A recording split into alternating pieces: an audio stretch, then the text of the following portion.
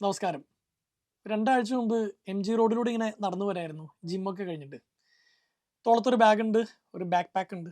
ഞാൻ നടന്നു പോയിക്കൊണ്ടിരിക്കുന്ന നേരത്ത് മോളിൽ കൂടെ മെട്രോ പോകുന്നുണ്ട്. ജസ്റ്റ് ഒന്നിങ്ങനെ നോക്കിയതാണ്. നോക്കി പിന്നെ താഴത്തേക്ക് നോക്കുന്നതും എനിക്ക് ഈ ഭൂമി ഇങ്ങനെ കീഴ്മേൽ മറിയുന്ന പോലെ തോന്നാണ്. തല കറങ്ങുന്നു. ഞാൻ തൊട്ടടുത്ത് നിന്നൊരു ബൈക്കുമ്മെ ഇങ്ങനെ പിടിച്ചു. അവിടെ ചേട്ടൻ ഫോൺ ചെയ്യുന്നുണ്ടായിരുന്നു. അയാളോട് പറഞ്ഞു, "ചേട്ടാ, എനിക്ക് തല കറങ്ങുന്നുണ്ട്. എന്നെ ഒന്ന് പിടിക്കുമോയെന്ന്" ചോദിച്ചു. പുള്ളിക്കാരൻ എന്നെ പിടിച്ചു. അപ്പോഴേക്കും എൻ്റെ കയ്യിൽ നിന്ന് എൻ്റെ കൺട്രോൾ പോയി ഞാൻ മൊത്തത്തിൽ വീണു. അദ്ദേഹം എന്നെ പിടിച്ചൊരു സ്ഥലത്ത് കൊണ്ടിരുത്തി. നമ്മൾ ഫ്രണ്ട്സൊക്കെ വന്നു. ഡോക്ടറെ കണ്ടു. അത് വെർട്ടിഗോ ചിലപ്പോൾ ഇയർ ബാലൻസിൻ്റെ ഇഷ്യൂ ആയിരിക്കും. ഒരു കുറേ ടെസ്റ്റൊക്കെ നടത്തി. എല്ലാം കഴിഞ്ഞ് ഡോക്ടർ എന്നോട് പറഞ്ഞ കാര്യം, "ജോസഫേ, ഒറ്റ നോട്ടത്തിൽ വെർട്ടിഗോൻ്റെ ഇഷ്യൂ ആണെന്ന് തോന്നുന്നില്ല. ഇയർ ബാലൻസിൻ്റെ പ്രശ്നമാണെന്ന് തോന്നുന്നില്ല. നിങ്ങളെ കണ്ടാലറിയാം, നിങ്ങൾ ഒരുപാട് എക്സോസ്റ്റ് ചെയ്യുന്നുണ്ട്. I know you. നിങ്ങൾ റേഡിയോയിൽ സംസാരിക്കുന്നത് കേൾക്കാറുണ്ട്. നിങ്ങളുടെ വീഡിയോസ് കാണാറുണ്ട്. I know you. അതുകൊണ്ട് തോന്നുന്നുണ്ട്, ഞാൻ ഇടയ്ക്ക് ചിന്തിക്കാറുണ്ട്, നിങ്ങളെങ്ങനെയാണ് എല്ലാ ദിവസവും ഇതുപോലെ 9 ഡിഫറൻറ്റ് കഥകൾ റേഡിയോ പറയുന്നു, പുസ്തകം എഴുതുന്നു, ഇടയ്ക്ക് ടോക്ക് ഷോകൾക്ക് പോകുന്നു. ബ്രെയിൻ ഒരുപാട് പണിയെടുക്കുന്നതായിട്ട് എനിക്ക് തോന്നുന്നു." അതായത് ജോസഫ് അത് എൻജോയ് ചെയ്യുന്നുണ്ടാവായിരിക്കും. ജോസഫിന് ടോക്ക് കൊടുക്കുന്ന ഇഷ്ടമാണ്. റേഡിയോയിൽ പ്രിപ്പയർ ചെയ്ത് കാര്യങ്ങൾ സംസാരിക്കുന്ന ഇഷ്ടമാണ്. എഴുതുന്ന ഇഷ്ടമാണ്. പക്ഷെ ബ്രെയിനിന് ആവശ്യത്തിൽ കൂടുതൽ ലോഡ് കൊടുക്കുന്നുണ്ടോ എന്ന് ഡൗട്ട്. കാരണം ഒരുപാട് ചിന്തിക്കുന്നത് ജിമ്മിൽ പോകുന്ന പോലെ തന്നെ your brain is going to gym. അതിന് പറ്റുന്നതിനേക്കാൾ കൂടുതൽ ലോഡ് എടുക്കുന്നുണ്ട്. ജോസഫ് ഇപ്പോൾ ചെറുപ്പമാണ്. ഇഷ്ടമുള്ള കാര്യം ചെയ്യുമ്പോൾ ഈ കോർട്ടിസോൾ എന്നൊരു സംഭവം പുറപ്പെടുവിക്കുന്നുണ്ട്. അതുകൊണ്ട് തന്നെ നമ്മൾ ഇതിൻ്റെ സ്ട്രെസ് അറിയുന്നുണ്ടാവില്ല. Why don't you take a break എന്നോട് പറഞ്ഞു.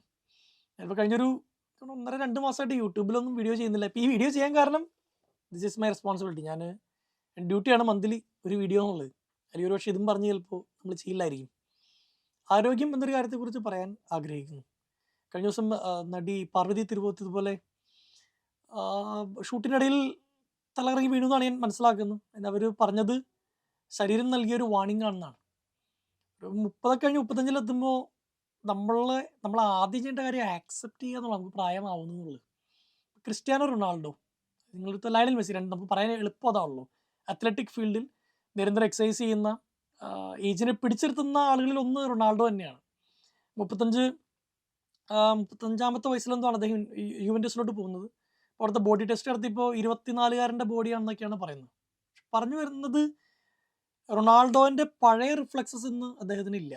അതിപ്പോൾ മെസ്സി എടുക്കുകയാണെങ്കിൽ പോലും ഉണ്ട്. എങ്കിലും 19 വയസ്സുള്ള മെസ്സി അല്ല ഇന്നത്തെ മെസ്സി. കാര്യം അയാൾ സ്കില്ലുകൾ കാണിക്കുന്നുണ്ട്, ഡ്രിബിൾ ചെയ്ത് പോകുന്നുണ്ടെങ്കിലും പഴയ പോലെയല്ല. അതിൻ്റെ അർത്ഥം പ്രായമാകുന്നത് എന്നതൊരു ഫാക്റ്റാണ്. നമ്മുടെ ബോഡിയെ കുറച്ചുകൂടി സീരിയസ് ആയിട്ട് കൺസിഡർ ചെയ്യാൻ ശ്രമിച്ചാൽ, ആരോഗ്യത്തെ കൺസിഡർ ചെയ്യാൻ ശ്രമിച്ചാൽ കുറെ കൂടി കാലം നല്ല രീതിയിൽ വലിയ അപകടമില്ലാണ്ട് ഈ ജീവിതം അങ്ങ് ഓടുന്നു തോന്നും. രണ്ടാമത്തെ ചേട്ടൻ ബാഡ്മിൻ്റൺ ഭയങ്കര ഇഷ്ടമുള്ള ഒരാളാണ്. കളിയിൽ അത്യാവശ്യം ക്രേസിയുമാണ് അദ്ദേഹം. ചേട്ടൻ ചേട്ടൻ കഴിഞ്ഞ ദിവസം എന്നോട് ഞാനിങ്ങനെ വീണ് കഴിഞ്ഞപ്പോൾ ചേട്ടനോട് പറയുന്നു, "എടാ, ഞാൻ മനസ്സിലാക്കിയൊരു കാര്യം, നമ്മളവിടുത്തെ കൂടെയുള്ളവരൊക്കെ കളിക്കും. ചിലപ്പോൾ തോന്നും നമുക്ക് ഇതിലും നല്ല ടീമിൻ്റെ ഒപ്പം കളിക്കണം, ഇതിലും നന്നായിട്ട് നമ്മൾ കളിക്കുമല്ലോ.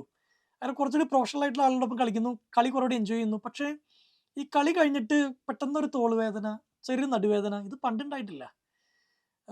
8ാം ക്ലാസ്സിൽ അല്ലെങ്കിൽ +2-ന് ഡിഗ്രിക്കൊക്കെ പഠിക്കുമ്പോൾ ഏത് കോർണറിലും ഷട്ടിൽ വന്നാൽ നമ്മൾ പുല്ല് പോലെ എടുക്കും. ഒരു ക്ഷീണവുമില്ല, പിറ്റേ ദിവസം അതുപോലെ കളിക്കും. പക്ഷെ ഇന്നത് പറ്റണില്ല. അപ്പം ഞാൻ മനസ്സിലാക്കിയൊരു കാര്യം, ഭയങ്കര പ്രൊഫഷണൽ ഗെയിമൊന്നും നമുക്ക് വേണ്ട. ഭാര്യയുണ്ട്, 2 മക്കളുണ്ട്. You have to accept. അല്ലെങ്കിൽ നിങ്ങൾ ഒരു അത്ലറ്റിക് ഫുട്ബോൾ പ്രൊഫഷണലൊക്കെ ആയിരിക്കണം. ഇതിനു വേണ്ടി മാത്രം ഫോക്കസ് ചെയ്യുന്ന ഒരാളായിരിക്കണം. എന്നെ നിങ്ങൾ കേൾക്കുമ്പോൾ നിങ്ങൾ പൂർണ്ണ ആരോഗ്യവാനാണെങ്കിൽ, നിങ്ങൾ ചിലപ്പോൾ ചെറുപ്പമായിരിക്കാം, ഡിഗ്രിക്ക് പഠിക്കുന്ന ഒരു പയ്യനായിരിക്കാം, അല്ലെങ്കിൽ 50കളോ 60കളോ എത്തിയ ഒരാളായിരിക്കാം, ചിലപ്പോൾ 35കളിലായിരിക്കാം. ആരോഗ്യത്തെ സീരിയസ് ആയിട്ട് എടുക്കുന്നതാണ്. ഞാൻ അതിനുശേഷം ഒരു ആയുർവേദ ഡോക്ടറെയും കണ്ടായിരുന്നു. എനിക്ക് പ്രിയപ്പെട്ട ഡോക്ടറാണ്. അപ്പോൾ അവരെന്നോട് പറഞ്ഞ്, കഴിഞ്ഞ പ്രാവശ്യം ഞാൻ കണ്ടപ്പോൾ പറഞ്ഞിരുന്നു ഈ ഈ ഓട്ടം ഒന്ന് കുറയ്ക്കാൻ. കാരണം ഞാനധികം അങ്ങനെ ഓടുന്നില്ല. എവിടം കൊണ്ട്, തല കൊണ്ടുള്ള ഓട്ടം എന്നാണ് എന്നോട് പറഞ്ഞത്. നീ തല വെച്ചിങ്ങനെ ഓടിക്കൊണ്ടിരിക്കുകയാണ്. ഇങ്ങനെ അതിനകത്ത് നീ എൻജോയ്മെൻറ്റ് കണ്ടെത്തുന്നു. ബ്രെയിനും വേണ്ടേ ഒരു റെസ്റ്റ്. അതുപോലെ നീ 6-8 അവേഴ്സ് ഇങ്ങനെ ഉറങ്ങുന്നുണ്ടോ? പ്രത്യേകിച്ച് നിന്റെ തലച്ചോറ്, ബ്രെയിൻ അതിൻ്റെ റിപ്പയറിംഗ് വർക്കൊക്കെ നടത്തുന്നത് ഉറങ്ങുമ്പോഴാണ്. ഡീപ്പ് സ്ലീപ്പ് ഉണ്ടോ എന്നുള്ളതാണ്. അതുപോലെ ഉറങ്ങുന്നതിന് മുമ്പ് നമ്മുടെ ബ്രെയിനിനെ ഉറക്കത്തെ റെഗുലേറ്റ് ചെയ്യുന്ന ഒരു ഹോർമോൺ എന്ന് പറയുന്നത് മെലാറ്റോണിൻ എന്നൊരു സംഭവമാണ്. അത് നമ്മൾ ഈ മൊബൈലിൽ നിന്ന് വരുന്ന ബ്ലൂ ലൈറ്റ് എന്ന് പറയും, സ്ക്രീനിൽ നിന്ന് വരുന്ന ബ്ലൂ ലൈറ്റ്, അത് നമ്മൾ കുറേ നേരം കണ്ട് കണ്ട് കണ്ട് കിടന്നുറങ്ങുകയാണെങ്കിൽ ആ മെലാറ്റോണിൻ്റെ പ്രൊഡക്ഷൻ ഗണ്യമായ രീതിയിൽ കുറയും. നിങ്ങൾ ഉറങ്ങും, നിങ്ങൾ 11:30 തുടങ്ങി 8 മണി വരെ ഉറങ്ങും, പക്ഷേ ഡെപ്ത് ഓഫ് യുവർ സ്ലീപ്പ് അതവിടെ ഉണ്ടാവില്ല. എത്ര ആഴത്തിലാണോ നിങ്ങൾ ഉറങ്ങുന്നത് അത്ര ആഴത്തിൽ ബ്രെയിനിന് ശരീരത്തെ റിപ്പയർ ചെയ്യാൻ പറ്റും. എന്നോട് ഡോക്ടർ അവസാനമായിട്ട് പറഞ്ഞ കാര്യങ്ങൾ കണ്ടപ്പോൾ എല്ലാ ദിവസവും മിനിമം ഒരു 2.5-3 ലിറ്റർ വെള്ളമെങ്കിലും കുടിക്കുക. സിപ്പ് ചെയ്ത് ഇടയ്ക്ക് കൊടുത്ത് നിങ്ങളോട് വീഡിയോ എടുക്കുമ്പോൾ ഇവിടെ കൊണ്ടുവച്ചിട്ടുണ്ട്, കുടിച്ചുകൊണ്ടിരിക്കുക. എൻഷുവർ, പ്രത്യേകിച്ച് ജോസഫ് നിൻ്റെ തലച്ചോറ് ഒരു 6 തുടങ്ങി 8 മണിക്കൂർ വരെ ഡീപ്പ് സ്ലീപ്പിൽ പോകണം. ഉറങ്ങുന്നതിന് 1 മണിക്കൂർ മുമ്പ് മൊബൈൽ അവോയ്ഡ് ചെയ്യുക. വേണമെങ്കിൽ എന്തെങ്കിലും വായിച്ചിട്ട് കിടക്കാം, അല്ലെങ്കിൽ എന്തെങ്കിലും മ്യൂസിക് കേട്ട് കിടക്കാം, പക്ഷേ സ്ക്രീനിലെ ലൈറ്റ് കണ്ണിലേക്ക് വരാതിരിക്കുക. മിനിമം എക്സസൈസ്, രാവിലെ എഴുന്നേറ്റിട്ട് കുറച്ച് നേരം ചാടി എഴുന്നേറ്റ് നടന്നു പോകാണ്ട് എന്തെങ്കിലും ചെറിയ എക്സസൈസുകൾ ചെയ്യുക. ചിലപ്പോൾ ഞാനിപ്പോൾ തല ഇങ്ങനെ കറക്കുന്നത്, തോളിൻ്റെ ഈ ഐ മൂവ്മെൻറ്റ്സിൻ്റെ ഒരു ഒരു ഇതുണ്ട്, ഇങ്ങനെ മുകളിലോട്ടും താഴത്തോട്ടും കുട്ടി എക്സസൈസുകൾ ചെയ്തിട്ട് ഡേ ആരംഭിക്കുക. ബേസിക് മൂവ്മെൻറ്റുകൾ ഉണ്ടായിരിക്കുക. അതുപോലെ പണ്ടത്തെ പോലെ വാരി വലിച്ച് എല്ലാ ഫുട്ബോളൊക്കെ കളിക്കുമ്പോൾ പഴയ പോലെ സ്കില്ലൊക്കെ കളിച്ച് കളിക്കാമെന്ന് ആക്സെപ്റ്റ് ഇറ്റ്. കാരണം നീ ഇപ്പോൾ ഒരു ഫുട്ബോൾ പ്ലെയർ ആ ടീമിന് വേണ്ടി കളിക്കുന്നുണ്ടെങ്കിൽ ഓക്കെ, ഐ വുഡ് സേ എല്ലാ ദിവസവും പ്രാക്ടീസിന് പോകണം, അത് ചെയ്യണം ഇത് ചെയ്യണം. അല്ല, നിങ്ങൾക്ക് വേറെ കുറേ ഉത്തരവാദിത്തങ്ങളുണ്ട്. പിന്നെ നിങ്ങൾ കേട്ടുകൊണ്ടിരിക്കുമ്പോൾ പറയാനുള്ളത് ആരോഗ്യത്തെ സീരിയസ് ആയിട്ട് എടുക്കുക എന്നുള്ളതാണ്. ഒരു ഏജ് 30-ന് മുകളിലാണ് നിങ്ങളെങ്കിൽ ഫസ്റ്റ് നമ്മുടെ ബോഡിക്ക് പ്രായമാവുന്നുണ്ട്. നമ്മൾ കണ്ടാൽ ചിലപ്പോൾ നിങ്ങൾക്ക് പ്രായം തോന്നില്ലായിരിക്കും. ഇൻറ്റേർണൽ ഓർഗൻസിന് പ്രായമാവുന്നുണ്ട്. വെള്ളം നല്ലപോലെ കുടിക്കുക, നല്ലപോലെ ഉറങ്ങുക. ഉറക്കം എത്ര നല്ല മരുന്നാണെന്നറിയോ? ഈ പലപ്പോഴും നിങ്ങൾക്ക് തന്നെ തോന്നിയിട്ടില്ല, വളരെ ആഴത്തിൽ നിങ്ങൾ ഉറങ്ങുന്നത്. എത്ര നേരം ഉറങ്ങുന്നത്, 8 മണിക്കൂർ ഉറങ്ങി 10 മണിക്കൂർ ഉറങ്ങി എന്നുള്ളതല്ല.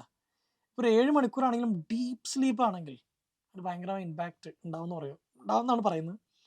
ആരോഗ്യമുള്ളൊരു വർഷം നിങ്ങൾക്ക് ആശംസിക്കുന്നു. ഇപ്പം എൻ്റെ വീഡിയോകളുടെ എണ്ണത്തിലൊക്കെ ഇത് നമ്മൾ റെഗുലറായിട്ട് ഫോളോ ചെയ്യുന്ന ആളോട് മാത്രം പറയുന്നത്. ചിലപ്പോൾ നിങ്ങൾ റാൻഡംലി എന്നെ കാണുന്നതായിരിക്കും. നമ്മളോട് സ്നേഹമുള്ള ചേട്ടാ എവിടെ വീഡിയോ, ഇപ്പോൾ കഴിഞ്ഞ ഒരു 3 മാസമായിട്ട് യൂട്യൂബിൽ ഒരു വീഡിയോ പോലും ഇല്ലല്ലോ എന്ന് പറയുന്ന കുറച്ച് ഒരു 10% വരുന്ന ഫോളോവേഴ്സിനോട് എളുപ്പമല്ല. മാത്രമല്ല ബോഡി ഒന്ന് ശ്രദ്ധിക്കേണ്ടതുണ്ട്.